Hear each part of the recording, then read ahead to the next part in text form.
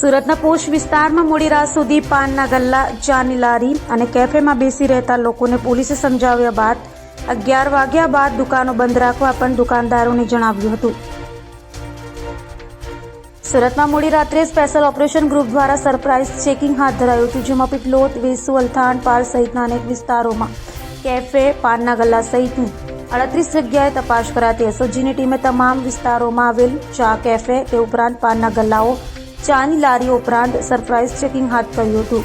અને રાત્રે 11 વાગ્યા બાદ પણ પોતાની દુકાને ખુલ્લી રાખતા હોય છે તેવા લોકોને રાત્રે 11 વાગ્યા બાદ પોતાની દુકાનો બંધ કરવા માટે સૂચના આપી હતી। સાથે ત્યાં બેસેલા તમામ લોકોને પોલીસે સમજાવ્યા પણ છે। ખાસ કરીને રાત્રિ દરમિયાન કેટલાક અસામાજિક તત્વો દ્વારા આવી જગ્યાઓ પર ગેરપ્રવૃત્તિઓ કરતા હોય છે અને નશાની હાલતમાં તેઓ મોટી ઘટનાઓને પણ અંજામ આપતા હોય છે, જેથી તકેદારીના ભાગરૂપે પોલીસ દ્વારા સરપ્રાઇઝ ચેકિંગ હાથ ધરવામાં આવ્યું હતું। આખી હકીકત એવી છે કે જે અડાજણ, પાલ, અલથાણ, વેસુ, પીપલોદ આ બધા એરિયાઓમાં એક એવો ટ્રેન્ડ ચાલી રહ્યો છે કે ભાઈ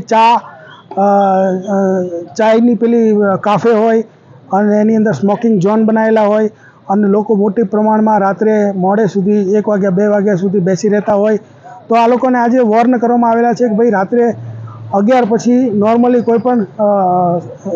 સારા ઘરના વ્યક્તિઓ એ ફરતા ન હોય। તો આજે તમામ જેટલા પણ એના આવા માલિકો છે એને પણ વોર્ન કરવામાં આવેલા છે અને જે લોકો ત્યાં આવેલા હતા, યંગસ્ટર હતા,